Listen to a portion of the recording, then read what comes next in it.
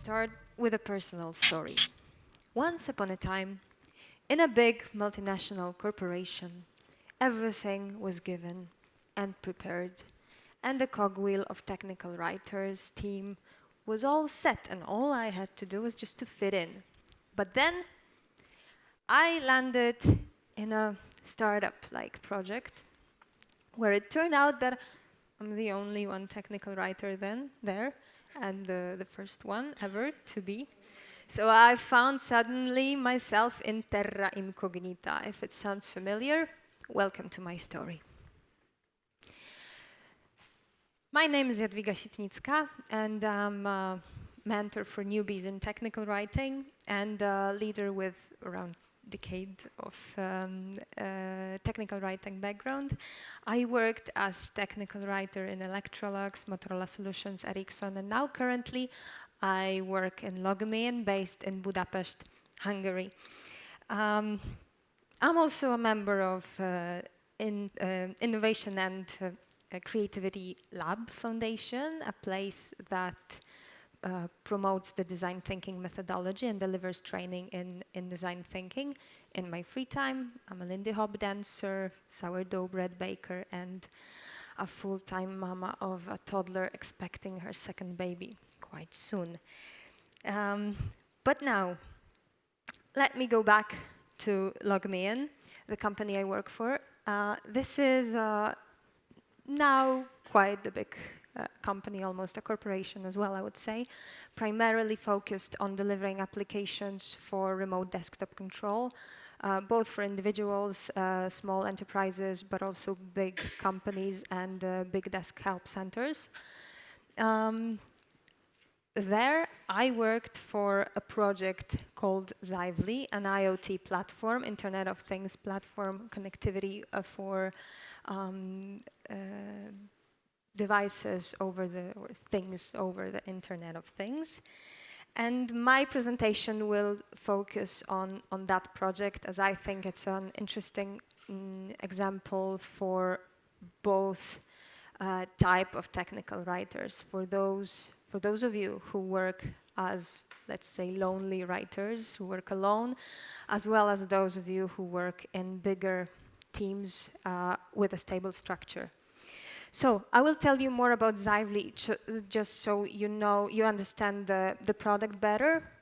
Then I'll present the challenges I faced during the project and the solutions I found for them. So what is ively? Yeah, it's an IoT platform, and it's a service that's basically invisible for an end user, and I would compare it to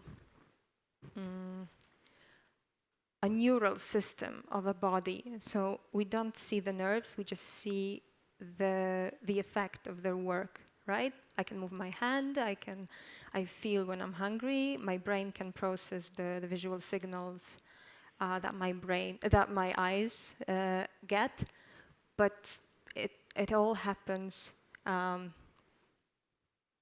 invisible, right? We don't see it.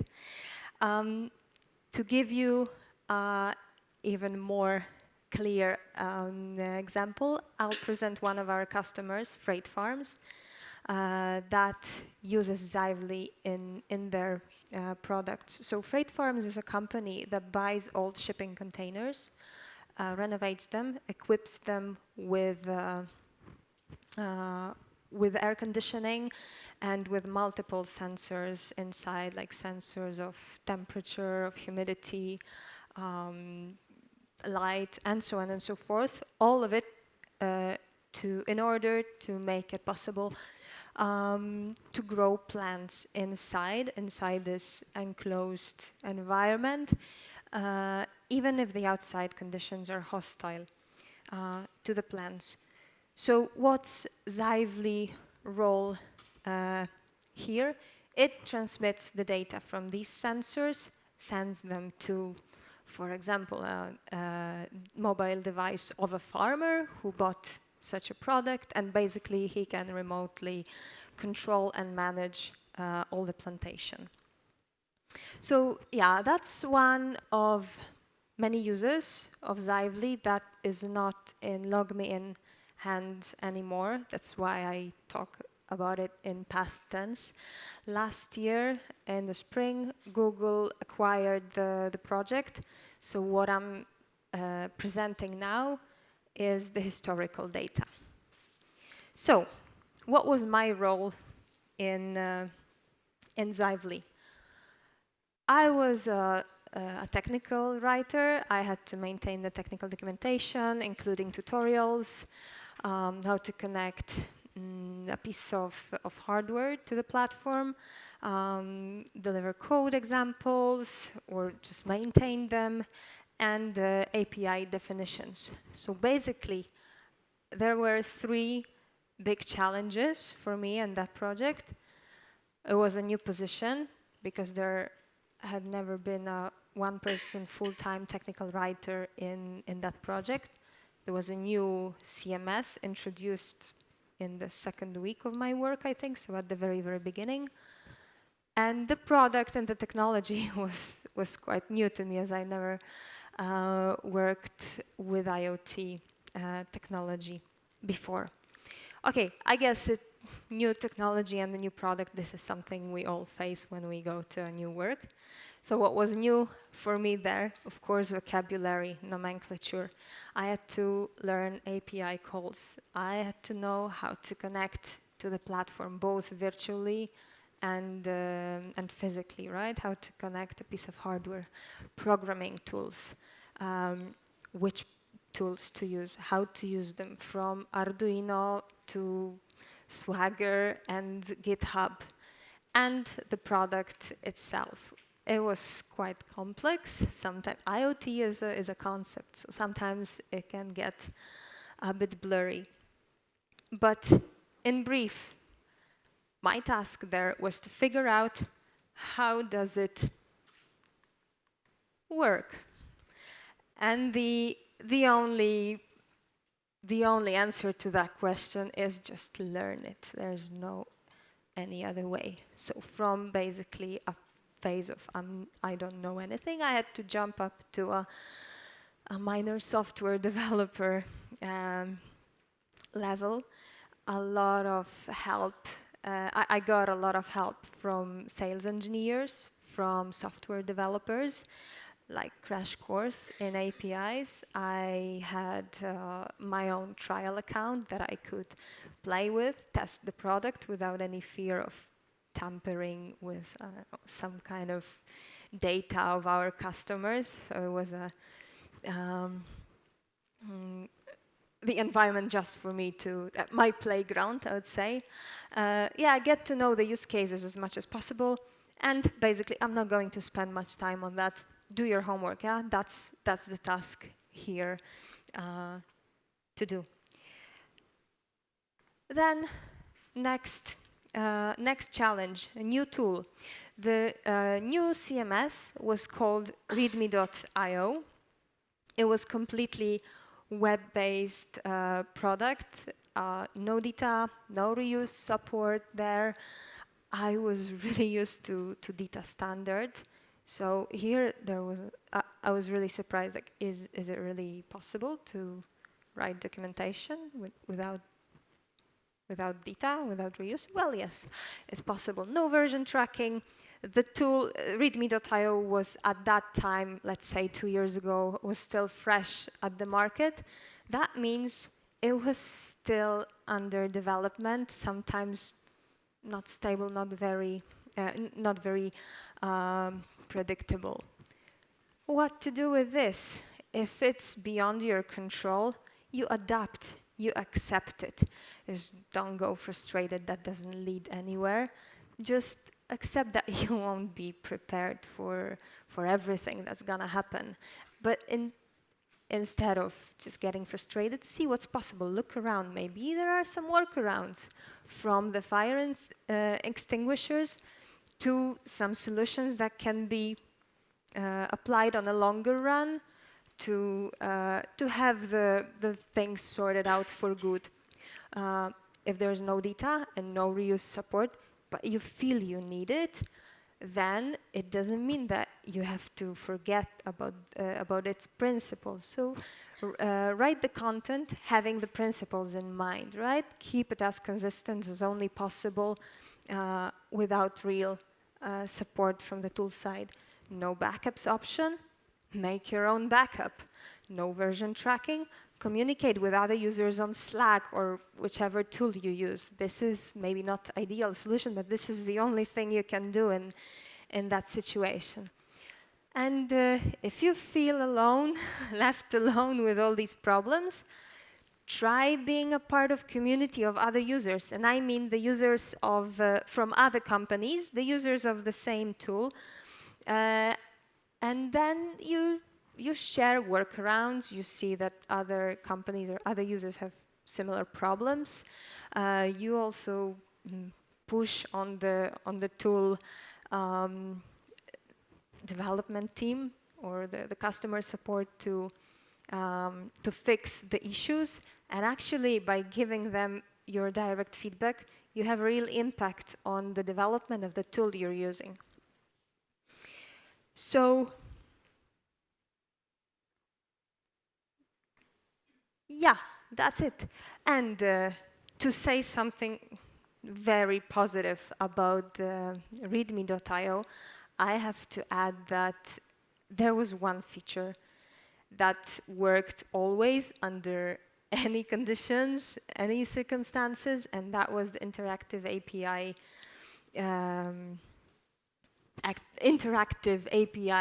let's say, page. And I'm going to get back to this slide in the end of my presentation, because I'm not sure if we have time to show it right now. But the APIs there were really easy, both for users, for developers to use online, as well as for me as a writer to introduce them or to define all the API calls and define all the parameters that they needed. So that was done really, I'd say, flawless in a neat way. And the next, and I think the biggest challenge that I faced is new position itself. So that was the most complex, the most challenging, but also the most creative, I would say, in solving. Because I've got the position without any predecessor, so I didn't have anyone to ask for history, and no counterpart to compare with. Basically, without any process. However, we all know the general process, right? Like you draft, then there's review, there are corrections, and then publish, and that's it. But it's so much tool dependent. And if the tool doesn't really support all of these stages with one click or doesn't make them really easy, then you have to figure out how to do it. So the general question, how do I do my work? But not only this, also, what is my work? Because if it was a new position and there were no clear boundaries of what I'm really responsible and what lies beyond my role. For example, should I write marketing content for the docs page or not? To some degree, I was also a community manager answering direct questions from our users. So that was a lot more than I would imagined. And to sum it up with one simple word, I would say structure it. But again, the devil lies in details, how to do it.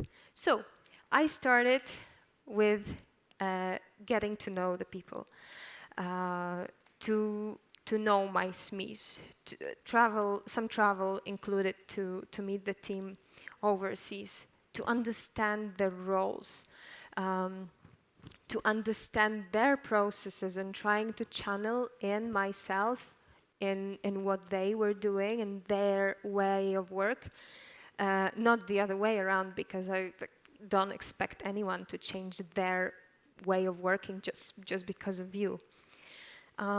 Reject something if you feel it doesn't belong to tech writing. So I had this experience as well, and it's pretty tough when you're a new employee and you just want to show off. I'm good, but then I've got a task to write a text in a marketing or advertising way for the docs page, and I felt this is not right. This is kind of against my objectivity. So I talked it over with my boss. We both came to the conclusion that docs page is not the place for marketing, right? Leave marketing for marketing people. But I remember that was one of the tough things in stepping into the role and to the project. And last but not least, document your findings. You're documenting the project or the product.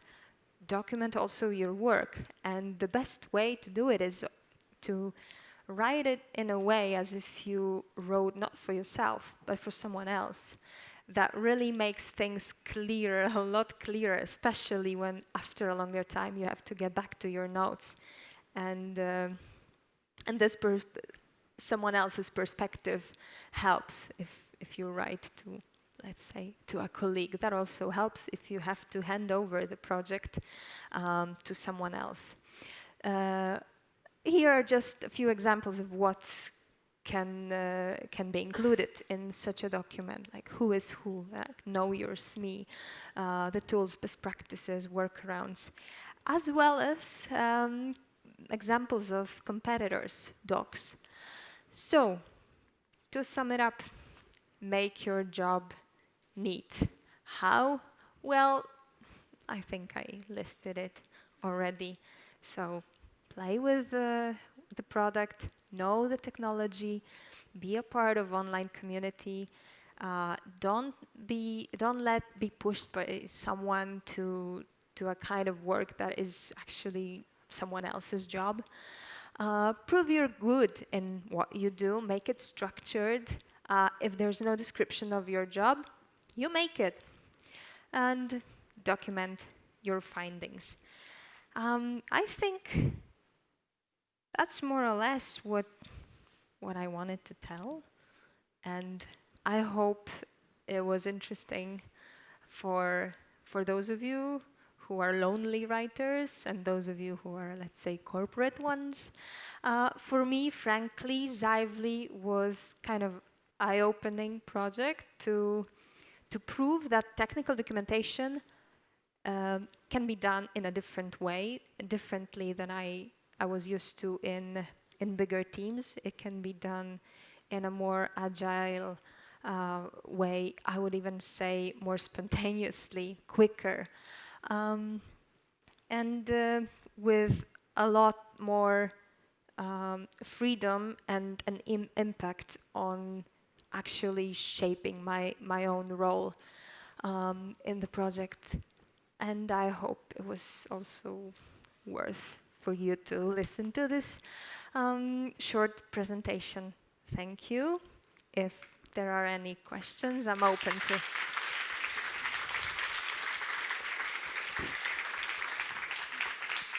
Thank you, Jadwiga. I told you guys she looks beautiful, right? Oh, so many questions already. Okay, we have 1, 2, 3, 4. Okay, and that's it. We can afford more. Hi, Jadwiga. So you mentioned that you wanted to keep your marketing stuff off of the docs page, which I hear you. It makes sense. You don't want marketing fluff on there. Mm-hmm. But for a highly technical product, the docs are kind of the marketing stuff in the sense that people come there to check out the product. They look at the docs. They maybe use the free demo or something. So is your company at all interested in kind of tracking that journey to see how many sales funnel through the docs and how they progress, or maybe which ones don't go so well? Maybe you could improve that? Yeah. So at the time I joined the team, this tool wasn't tracked, but there was a plan to do that. There was a big push on this kind of impact, that this kind of insight that you're talking about, and make it measurable. So basically, track how many clicks on the website, or how many enters on website led to an actual purchase, or at least contact with our sales engineers. That's all I know from from the past. That it was not yet at that time running, but there was a big initiative to make it work. Okay, thanks. Hi, I'm Bianca. I work for Travis CI.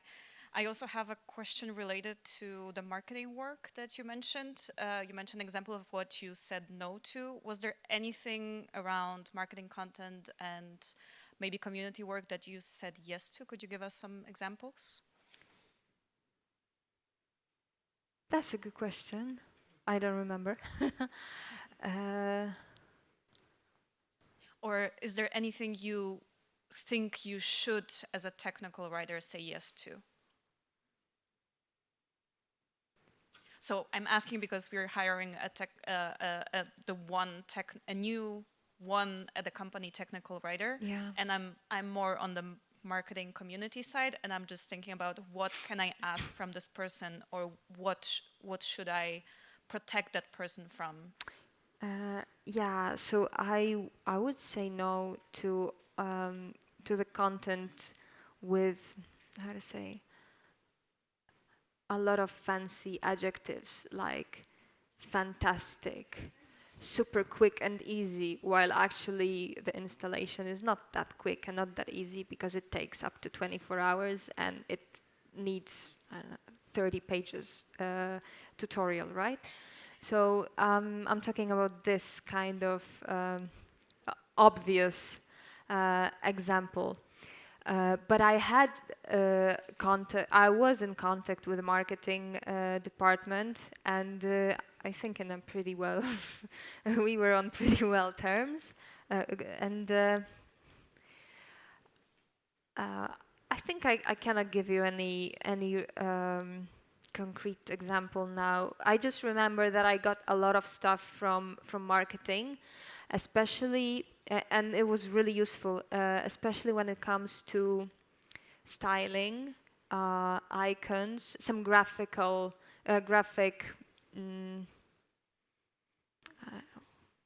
visual side of the product. That's what comes to my mind now. Okay, thank you. Okay, 2 more questions. There was one here. Is there anyone with a microphone? Okay, one here, and there's one more. Yes, here. Okay. Hi. Maybe it's just a request, because you mentioned a lot of disadvantages of README.io, and you also skipped one slide where you were to talk about the advantages. So could you please go back to that slide? Can I go back? I hope so. Yes, you can. You can. Thank A you. moment, we need to switch the laptops and.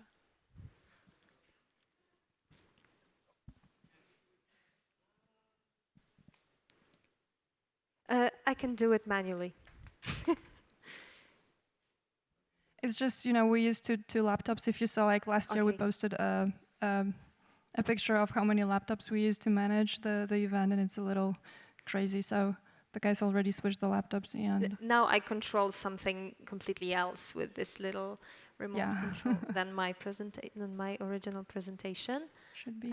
Okay, Yep. so sorry to deliver only the bad examples, but I said like that there was super duper feature of readme.io, and that was the interactive APIs, together with something that I think is very innovative. It was innovative 2 years ago, but I think still it's really cute to have automatic translation of an API call in to 5 different programming languages without me doing anything, seriously. So I just had to properly define each parameter of an API, and the translation happened automatically. It was also interactive in the real time. You could see how the API call changes. So that's the video, and the video goes faster than I'm able to navigate or to narrate, but I'll try. So let's say we want to use an API call from the doc page, and there is a device, let's say a humidity sensor from the freight farms.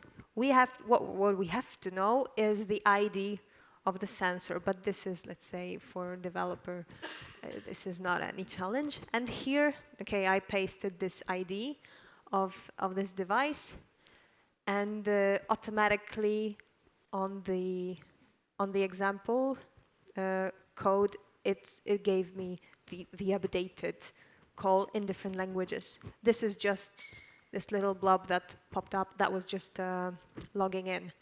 And so, yeah, there was a click, try it, and on the right-hand side, you can see all the details of the requested device, right? Its position, its state, version of the firmware, and so on and so forth, plus the metadata, which actually, all this data is accessible through a web browser. But through a web browser, you have to open another little pane on the bottom. It works in Google Chrome, it works in Firefox, but it takes more effort. Yeah, here you have it just under one click.